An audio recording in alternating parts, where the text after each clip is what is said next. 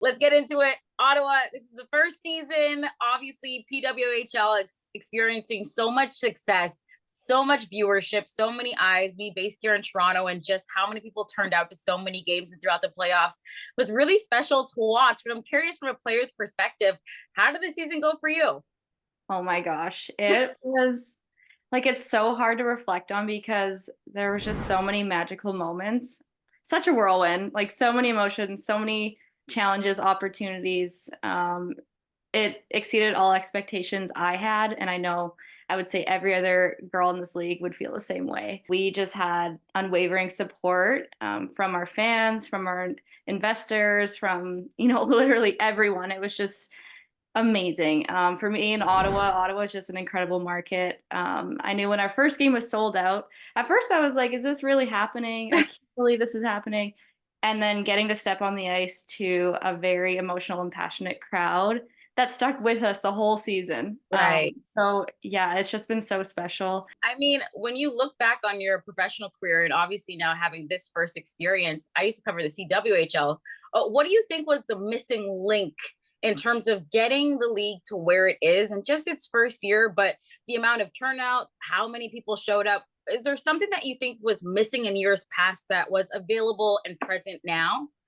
Yeah, I mean, I think we know that we've always had the product. I think Hmm. for us, just the investment, the visibility, the resources. So I guess many things, but I think first and foremost would be visibility. Like this year, all of our games could be watched from either YouTube or on broadcasted.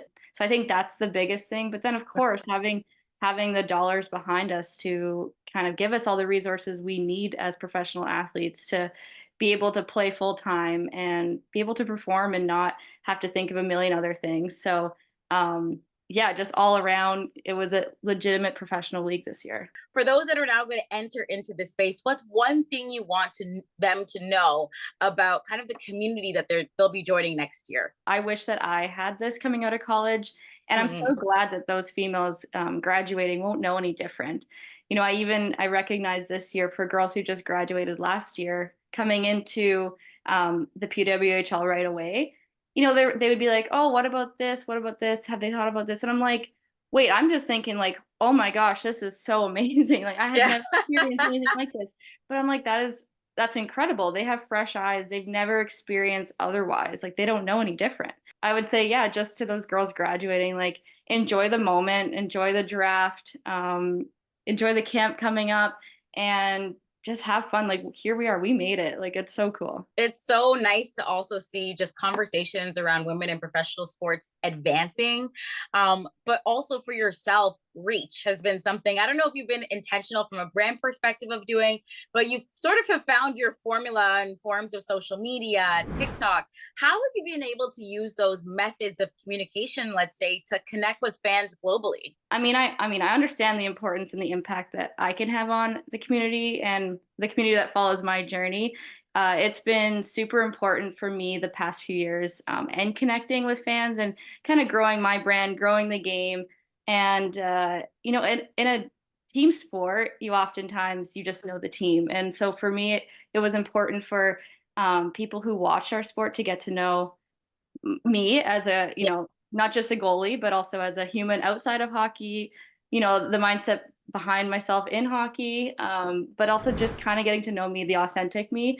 And it's been a lot of fun to explore that and kind of gain that community behind me and just being able to have conversations with fans and engage and inspire. What's been really neat is over, this season with social media, just being able to engage with lots of different fans from different communities. And I think it's pretty neat to be able to inspire different kinds of people from different kinds of backgrounds, and they're inspiring me too. So it goes both ways.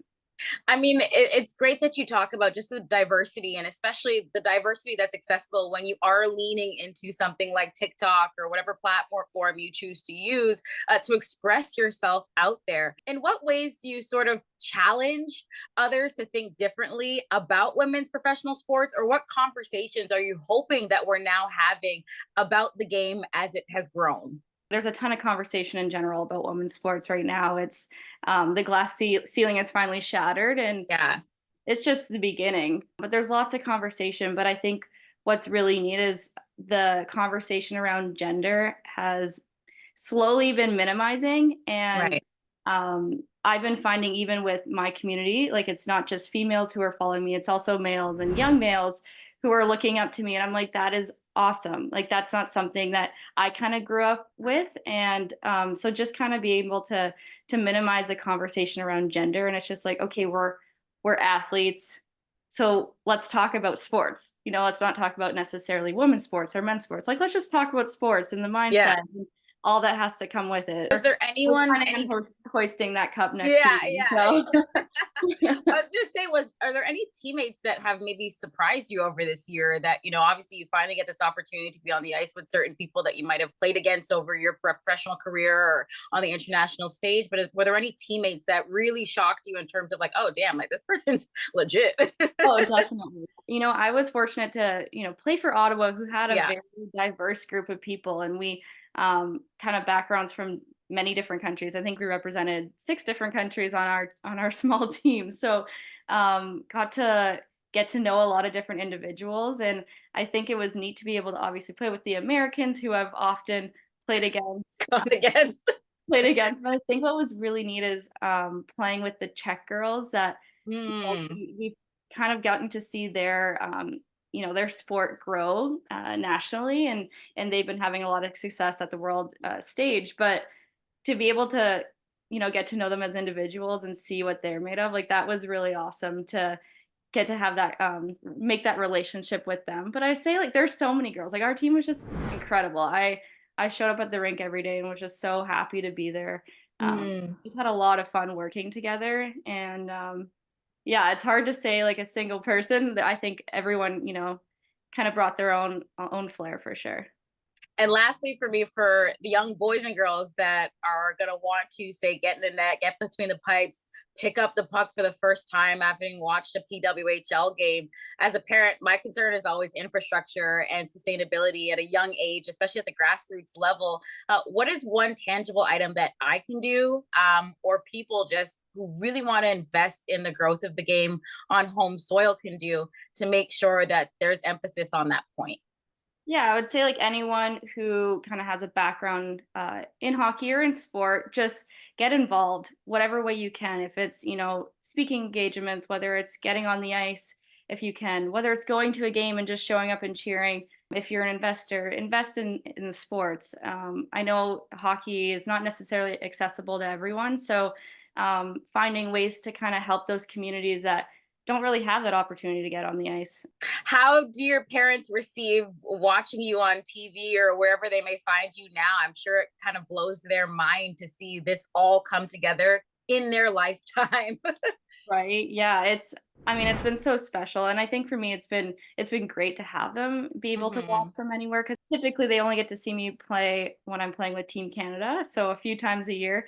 But it was even funny, I was talking to my grandma a couple weeks ago, and it was her birthday, and I'm like, "Oh, I miss you. I can't wait to see you." And she goes, "I see you all the time. I watch you on TV all the time." I know I'm you. like, "That is so cute," but like I'm like, "Okay, but I still miss you."